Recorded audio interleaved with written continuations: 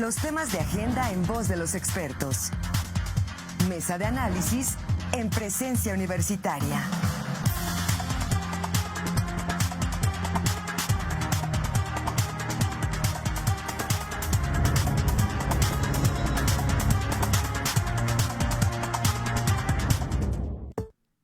Excelente miércoles tengan todas ustedes.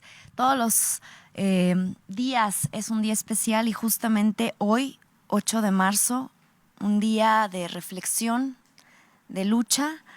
Se me ha concedido coincidir hoy con unas mujeres que admiro, mujeres queretanas que con su trayectoria han ayudado a construir un camino para todas las mujeres aquí en el estado.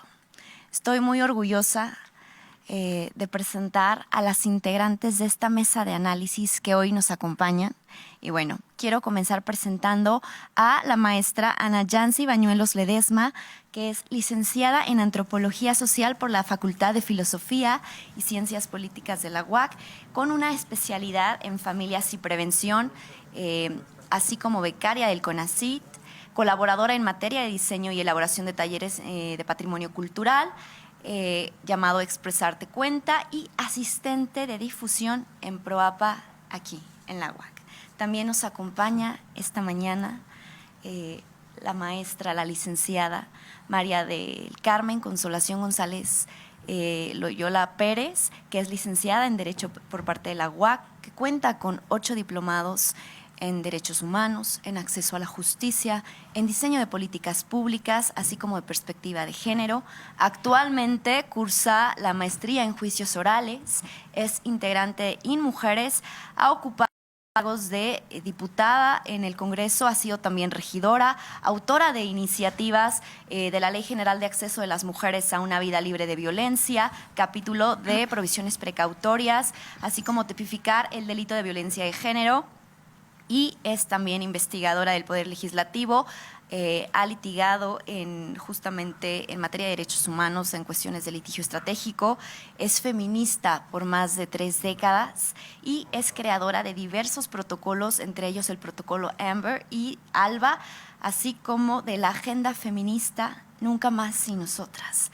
Y también esta mañana nos acompaña la maestra María de Jesús Ibarra, que es licenciada en Derecho y cuenta con un posgrado también en Ciencias Políticas por parte de la UAC, el primero y el segundo por la Universidad de Salamanca. Es maestra en Administración Pública por parte de la UAC, asesora jurídica del Poder Legislativo del Estado de Querétaro, ha sido diputada tanto en la legislatura 53 como en la 55, ha sido colaboradora en distintos medios de comunicación, así como directora general del Fideicomiso Queretano para la Conservación del Medio Ambiente, y en otros momentos nos acompañará otra integrante que en su momento la presentaré. Estoy extasiada de tenerlas esta mañana por acá desde su casa, desde nuestra casa, nuestra alma mater, y justamente quisiera comenzar con una pregunta para ti, maestra Ana Yancy. Desde tu espacio, ¿qué acciones has tomado para vivir libre de violencia? Bueno, pues muy buenos días. Antes que nada, muchísimas gracias, maestra Isabel, a mis compañeras, amigas y bueno, pues al auditorio que esta mañana nos sintoniza. Pues bueno, quisiera compartir que mi quehacer actual, ahora aquí en nuestra alma mater, tiene que ver con procesos de educación. Y desde esta trinchera, desde este espacio, es impulsar espacios de justicia social, sobre todo para las mujeres adultas mayores, ya que, bueno, evidentemente si hay un sesgo y hay una brecha en términos de justicia hacia niñas, mujeres y adultas mayores, las señoras mayores que desgraciadamente pues han sido objeto de abusos históricamente, pues siguen siendo hoy, 2023, son pues justo ellas, pues un grupo de mucha vulnerabilidad. Entonces, desde esta nuestra alma mater, impulsamos tanto con la población envejecida y la población envejeciente, que somos todos, todos y todas a diario, todes, pues impulsar justo esto, ¿no? Estos procesos de reconocimiento también a quienes han hecho historia y la siguen haciendo, dado que, bueno, pues siguen en estos espacios, siguen en nuestras casas, siguen en todos estos espacios no formales y, bueno, generando todos estos procesos de cuidado y de mantenimiento del sistema capitalista. Entonces es muy importante impulsar justo pues que pues la distribución de los quehaceres domésticos sea más igualitaria, que tengamos una empatía ahora que en 2023 tenemos esta consigna de pues inhibir esta brecha digital, pues también tener esta paciencia con las mujeres mayores, de alfabetización digital y, bueno, pues de socialización pues de las necesidades que tienen, ¿no? Porque muchas veces las políticas públicas lo que hacen es imponer y creo yo que es necesario también escucharles para saber cuáles son sus necesidades y hacia dónde se deben encaminar estas políticas de atención. Claro, colocar la atención desde la empatía a estas mujeres que todos los días nos enseñan desde su trayectoria, desde su andar y que siguen siendo importantes a pesar de tal vez no ser productivas capitalistamente hablando, ¿no? Exacto. Quisiera hacerle una pregunta a ti, maestra Mari Ibarra. ¿Tú qué le sugerirías a la sociedad civil para erradicar la violencia? Pues lo más importante en este momento es informarnos y conocer la situación de violencia que tenemos a nivel nacional y particularmente en el estado de Querétaro, porque desafortunadamente considero que muchas mujeres pueden estar viviendo situaciones de violencia y ni siquiera saber que están siendo violentadas. Entonces, para mí una de las cuestiones más importantes es primero educarnos, estar informadas y en caso de estar sufriendo algún tipo de violencia, denunciar, porque finalmente si quienes toman decisiones en el estado de Querétaro no parten de datos ciertos y concretos, difícilmente van a poder implementar las acciones que se requieren para prevenir y para erradicar la violencia. Y por otra parte, participar cuando tengamos alguna convocatoria que tiene que ver con todos estos temas, porque creo yo que muchas veces la apatía, la indolencia, vienen a sumar a que no se tomen acciones, a que no haya ni siquiera posibilidad de implementar acciones para resolverlo. Veía yo que en Querétaro, a partir del año 2016, todas las cifras de violencia en Querétaro se han disparado y eso necesariamente tiene que ser un indicador de que alguien no está haciendo bien las cosas, o están siendo omisos o las acciones que se están tomando no son efectivas. Entonces, en ese sentido, me parece que todos tenemos una responsabilidad y como sociedad civil creo que podemos asumir estas acciones de informarnos y de participar cuando somos convocadas como el día de hoy en este día tan importante. Así es, Mari, voltear a ver a las mujeres, basarnos en la realidad que todos los días nos atraviesa, porque anoche nos informábamos de que pues había indicios de un feminicidio en Amazcala, en el Marqués, y no es posible que la violencia siga en aumento en este estado, que además tenemos hoy al 2023 el número 1 en violencia de género a nivel nacional. Es vergonzoso y justamente pues esta indolencia, esta ineptitud por parte del Estado para garantizarnos una vida libre de violencia me lleva a hacer la siguiente pregunta dirigida a ti, maestra Consolación. ¿Cuáles son las áreas de oportunidad que tiene el Estado, que enfrenta el Estado para poder lograr erradicar o disminuir, si es muy soberbio decir erradicar, la violencia en contra de la mujer? Gracias. Comienzo con un agradecimiento a participar en este foro, que se me hace muy interesante y muy importante en esta fecha. Y bueno, por supuesto, hago un saludo a todo el auditorio de TV UAC, de la cual yo también formo parte porque les escucho todos los días y todos los miércoles también te escucho a ti, Isabel. Bueno, lo primero, a mí me parece muy importante primero decir que hay una responsabilidad del Estado frente a las mujeres y que en esa responsabilidad el Estado tiene una deuda histórica con las mujeres, porque hay toda una serie de acciones que se debieron haber implementado desde hace mucho tiempo y que esto no ocurre, y por lo cual no ha disminuido digamos, la incidencia de los actos de violencia que se ejercen contra las mujeres. También me parece muy importante señalar que la violencia que se ejerce contra las mujeres no es un problema de las mujeres, es un problema de la sociedad donde el Estado tiene que accionar. Y tú decías, ¿cuáles son los campos de oportunidad? Cumplir con esa responsabilidad. ¿Cómo? Construyendo instrumentos jurídicos que realmente protejan a las mujeres, que esos instrumentos se materialicen, que esa mujer que ha sido violentada, cuando acuda a una fiscalía, sea atendida correctamente, no tenga que hacer fila de espera de 3 o 4 horas y que por fin cuando la reciban tengan una política para persuadirla de que no presente denuncia, y lo que es peor, que muchas veces las encaminen a sentarse con su agresor para llegar a una mediación.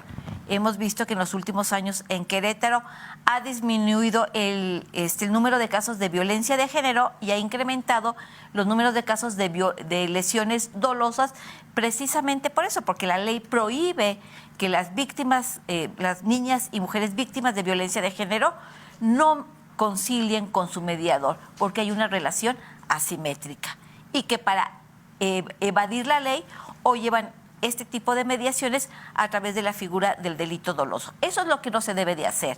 ¿Qué más tenemos que hacer? Yo escuchaba hace un rato, a partir de la noticia de que hay una mujer, que se encontró el cuerpo de una mujer con signos de violencia, lo cual nos hace presumir un feminicidio. Decíamos, ¿hay protocolos? Claro que hay un protocolo, ¿sí? Y el protocolo nos dice que se tiene que actuar de inmediato y que hoy, cuando muchas de estas mujeres que son desaparecidas de manera forzada previamente al feminicidio son reportadas como desaparecidas, las fiscalías sigue teniendo, digamos, una política de no búsqueda inmediata, a pesar de que el protocolo lo dice. Entonces, hay muchas áreas de oportunidad. Y si tú me dices, ¿cómo las podemos reducir? Que cumplan la ley. Así de fácil, que cumplan la ley. Sí, porque justamente en cuanto se denuncia que hay una chica no localizada, ¿por qué tienen esta política de hacerte esperar ciertas horas? O sea, ¿en dónde se basan? ¿En qué ley, en qué reglamento, en qué protocolo está que tienen que pasar ciertas horas o días para poder comenzar con el protocolo de búsqueda? Los protocolos dicen que de inmediato, no es dentro de 5 minutos, no es dentro de 10 minutos, es de inmediato debe iniciar la búsqueda, y muy importante, esta búsqueda tiene que ser para encontrarla con vida, ¿sí? No para encontrar su cuerpo, es para encontrarla a ella con vida y ponerla a salvo.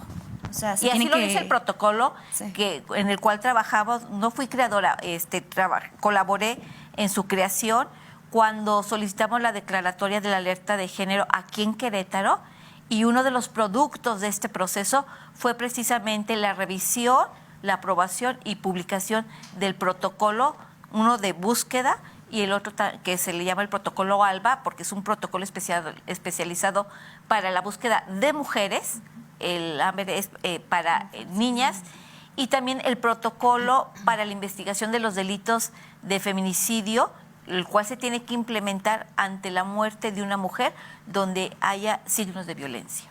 Sí, claro, claro. Y sobre todo recordar que en cuanto no se tiene localizada a la mujer, a la niña, a la infancia, se considera que es un peligro inminente. Claro, claro.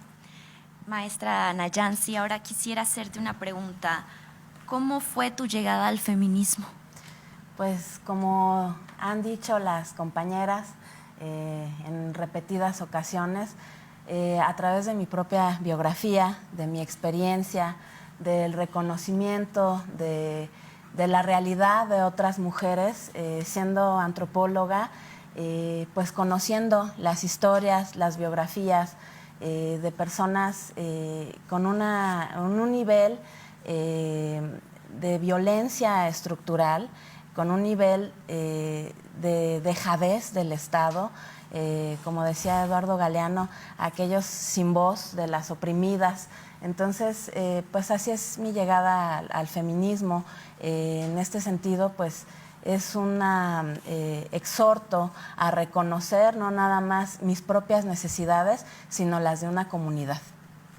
Sí, desde justamente partir desde la empatía, desde encontrarnos en la mirada de la otra, y yo creo que lo más importante que hay que resaltar del feminismo es no solo la ética para con nosotras, sino para esta comunidad de mujeres. Y ahora, Mari, yo te quiero hacer una pregunta a ti. ¿Has sido en tu trayectoria en alguna ocasión víctima de violencia política en razón de género?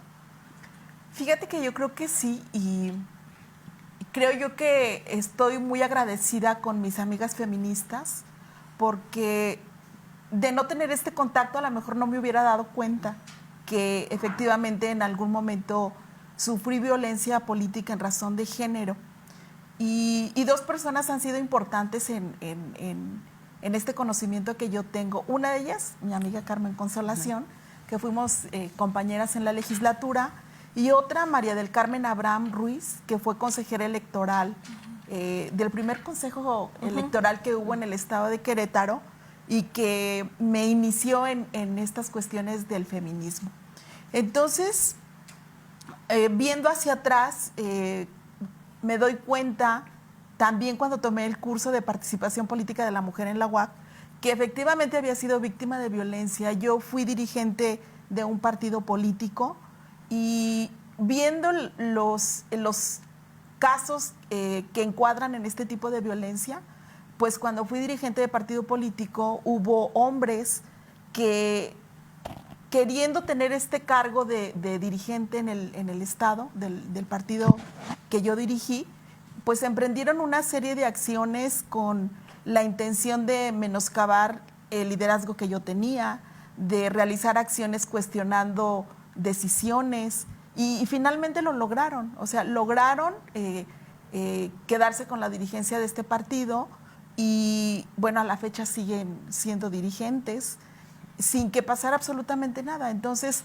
vemos que también por parte de los órganos electorales tienen mucho por hacer, sobre todo en materia de capacitación política de la mujer, que es una obligación que está tanto en las leyes electorales como una obligación que tienen de capacitar políticamente liderazgos femeninos, que tienen recursos específicos, etiquetados para preparar a las mujeres para ocupar cargos públicos, y que son omisos y que no pasa nada porque la autoridad electoral no hace que cumplan. Entonces, sí sufrí este tipo de violencia. Lamentablemente, cuando estuve en ese proceso no me di cuenta, y bueno, no estaba tan evolucionado todo el tema de la violencia política, que en la actualidad quienes incurren en ella pueden ser sancionados, pero desafortunadamente en ese momento no estaba ni la legislación que hay ahora, ni el conocimiento que se tiene de qué conductas son violencia política en contra de las mujeres.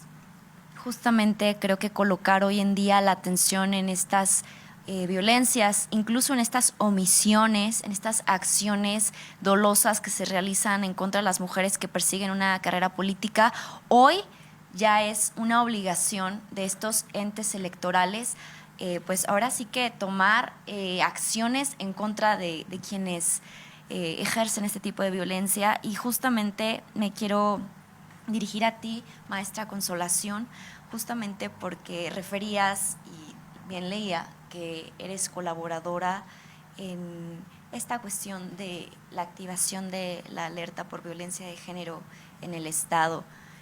¿Por qué en el Estado no contamos con una activación de la alerta, maestra? Bueno, nosotros la solicitamos en el 2015 a partir de, el descubrimiento de la publicación de 17 asesinatos de mujeres con presunción de feminicidio. Eso era lo que reportaban en ese momento los medios de comunicación.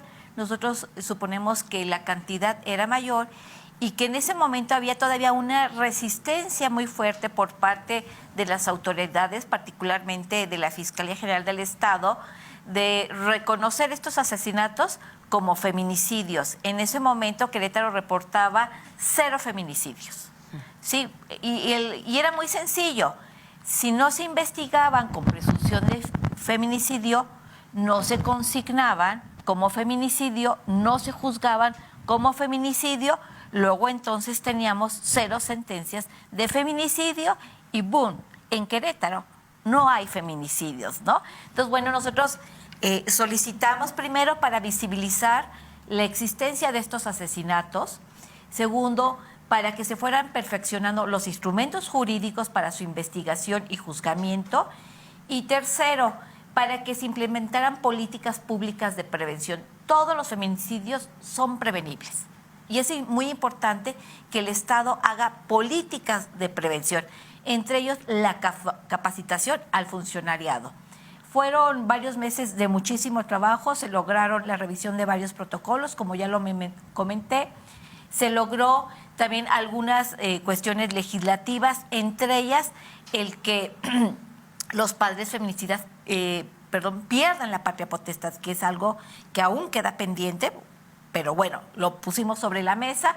Lo que sí logramos es, por ejemplo, que el violador y la mujer queda embarazada producto de esa violación, pierda la patria potestad porque increíblemente la tenía. ¿Qué quedó pendiente de este proceso que fue muy intenso y muy interesante? Algo que no habíamos visto quienes participamos, fuimos varias organizaciones de la sociedad civil, que los huérfanos del feminicidio. No lo habíamos visto. O sea, el daño que causa a sus padres, a sus hijos. Hay una enorme cantidad de niños y niñas huérfanas porque el feminicida es su propio padre. Y entonces es una situación muy compleja. Nos dimos cuenta que el Estado no cuenta con la infraestructura para brindar la atención de servicios médicos y psiquiátricos que requiere la familia, las víctimas indirectas en estos casos, y que, bueno, ahí hemos estado insistiendo al respecto, ¿no? Lo que yo decía, el quitar, suspender en el tiempo que está el proceso penal contra el feminicida, suspender la patria potestad y, en caso de ser condenado, que pierda la patria potestad. Entonces, ¿qué más logramos? También el que se diera digamos, atención de contención al funcionariado, porque también descubrimos que muchos de ellos prestan su servicio en condiciones laborables no favorables, inclusive con violación de sus propios derechos laborales.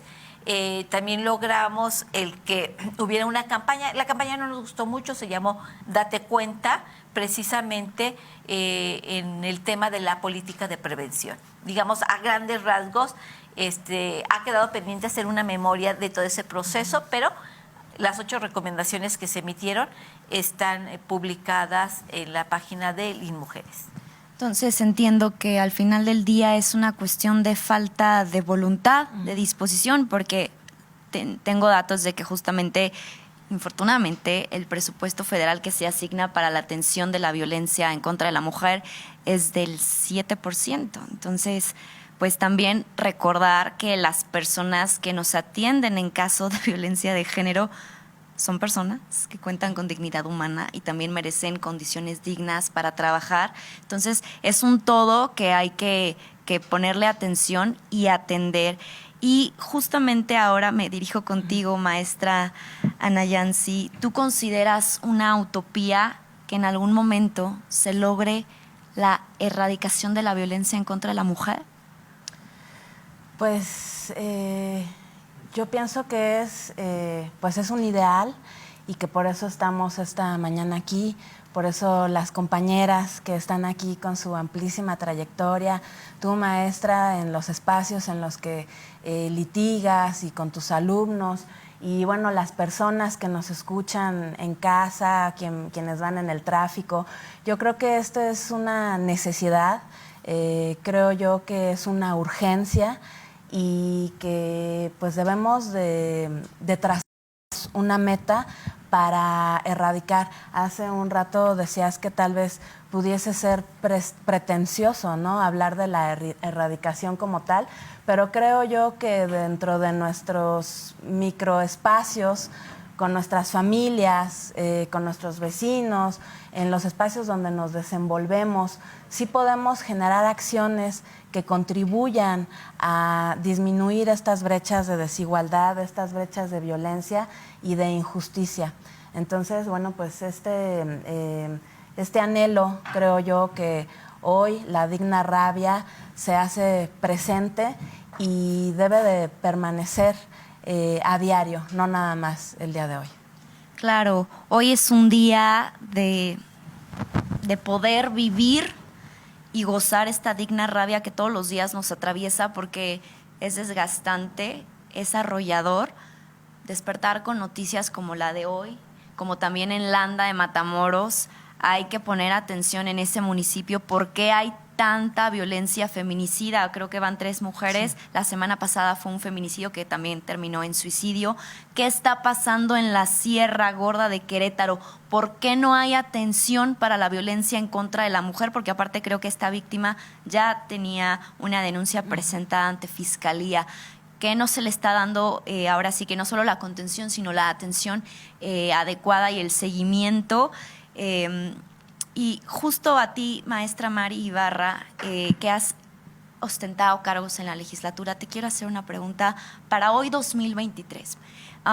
¿Qué fallas, ahora sí que, o qué propuestas legislativas faltan hoy en día en Querétaro para poder garantizarle a las mujeres una vida libre de violencia?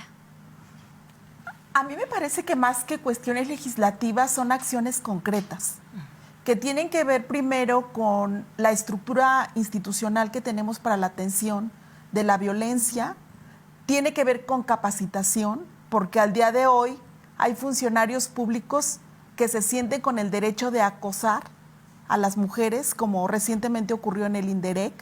Entonces, eso indica que hace falta capacitación para todos los servidores públicos, particularmente para quienes dirigen las instituciones que tienen que ver con la atención de la violencia en contra de las mujeres, y hace falta presupuesto, porque hoy en día el presupuesto que se asigna a la atención de la violencia es completamente insuficiente.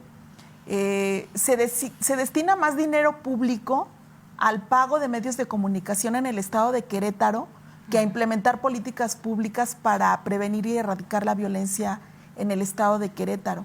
Me parece que lo que hace falta es que cada quien haga lo que tiene que hacer en el ámbito de su competencia, en el ámbito de sus responsabilidades, es decir, simple y llanamente que se cumpla la ley, pero que se cumpla la ley teniendo todos los instrumentos que se requieren, tanto estructura institucional, capacitación y presupuesto.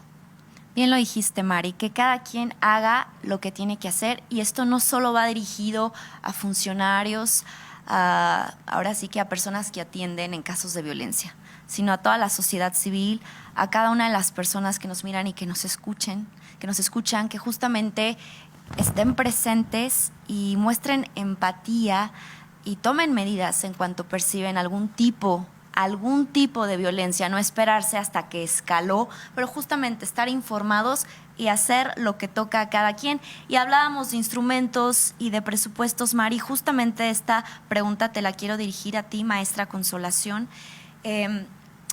Hablábamos del presupuesto asignado para atender la violencia en contra de la mujer, que es reducido, infortunadamente, se destina más recurso a publicidad.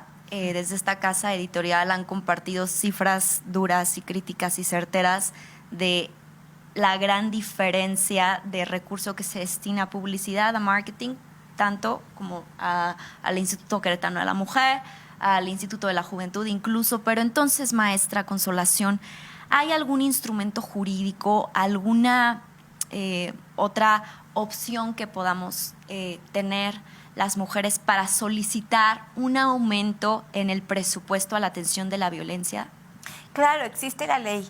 Te quiero platicar. Bueno, yo tengo muchos años participando en el movimiento feminista y siempre lo he hecho de manera colectiva.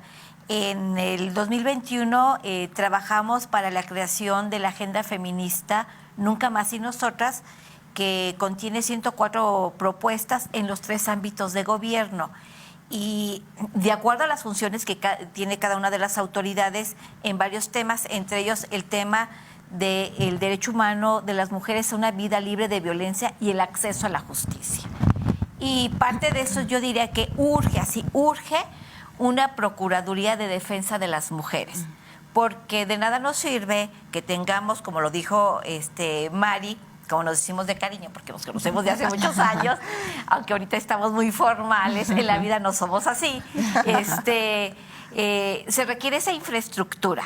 Lo decías, tenemos una agencia especializada al sur de la ciudad de Querétaro, y tú dices, ¿qué pasa con San Juan del Río, que es el otro pueblo conurbado? ¿Qué pasa con todos los municipios del desierto, del Marqués? ¿Qué pasa con la sierra que está gritando, que las mujeres están gritando que les urge servicios de atención? Y que esas mujeres pues se quedan nada más con un derecho que es letra muerta. Entonces se requiere, por un lado, una procuraduría y también toda esta infraestructura, que haya un mayor número de agencias especializadas, no solamente en la ciudad de Querétaro, que además haya albergues, porque muchas de estas mujeres, hay que recordar que alrededor del 40% de los femicidios son ejecutados por la pareja o expareja de la víctima, y que previo a ello hay una larga historia de maltrato, y que muchas de estas mujeres y niñas en algún momento acudieron primero a sus familiares, después a las autoridades, y no obtuvieron la respuesta que se les debió haber dado.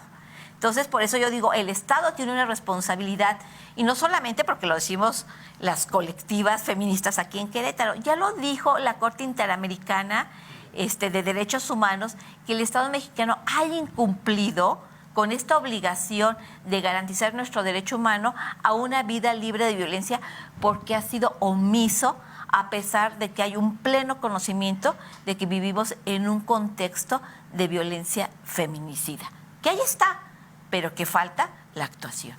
Entonces falta la disposición para poder, pues ahora sí que entregarnos un recurso digno con el que se pueda atender y se pueda actuar para erradicar la violencia en contra de la mujer. Sobre todo darle atención, porque de verdad a veces es penoso asistir a las fiscalías y que no haya ni sillas para las mujeres violentadas.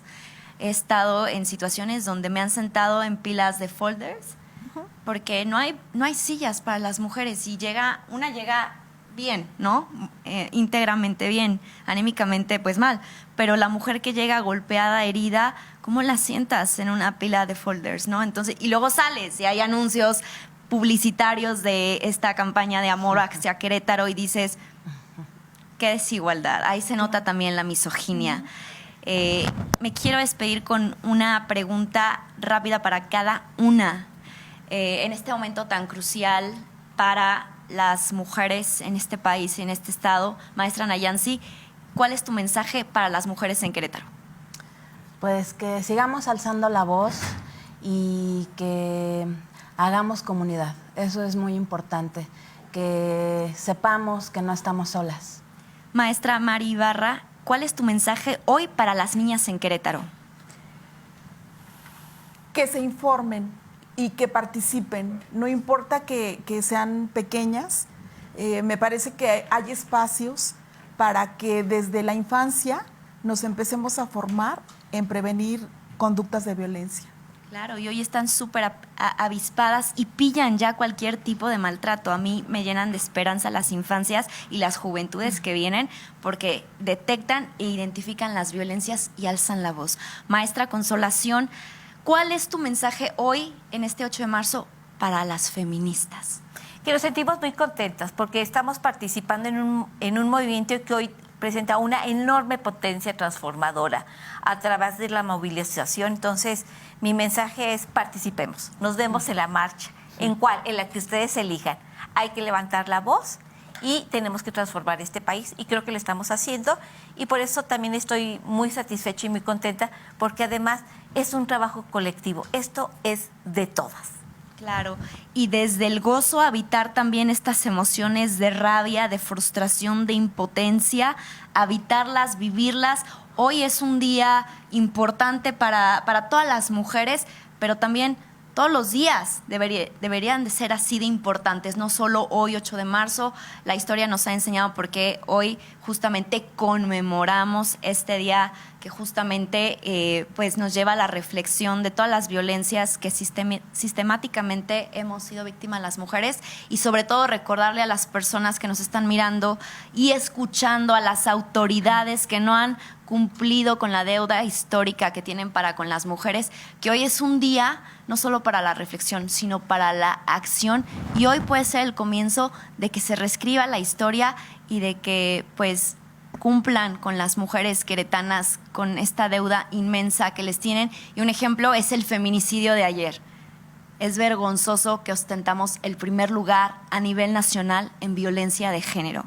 Es momento de quitarse la playerita y de salir a hacer solo publicidad y felicitarnos. Es momento de tomar acciones concretas para erradicar la violencia en contra de la mujer y de las niñas. Eso sería hoy la mesa de análisis. Muchísimas gracias por estar aquí. Gracias. Ha sido un honor coincidir y sobre todo que nos concedan esta plataforma desde nuestra alma mater. Gracias. Muchas gracias. Miércoles. Gracias. Ahorita nos vemos entonces.